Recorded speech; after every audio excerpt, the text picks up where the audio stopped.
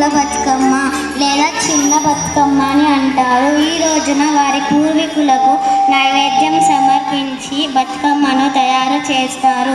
రోజు నా పేరు నానబియ్యం బతుకమ్మ. నానబెట్టిన బియ్యం బెల్లం నైవేద్యానికి సమర్పిస్తారు.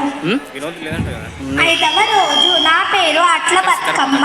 నైవేద్యంగా అట్లను సమర్పిస్తారు. 6వ రోజు నా పేరు అలిగిన బతుకమ్మ లేదా అలక బతుకమ్మ.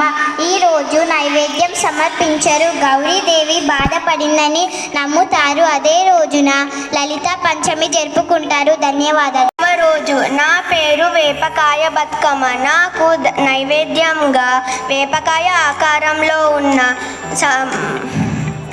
సకినాలను సమర్పిస్తారు. 9వ రోజున బతుకమ్మ. నాకు నైవేద్యంగా వెన్న ముద్దలు పెడతారు. పెద్ద బతుకమ్మ అంటారు.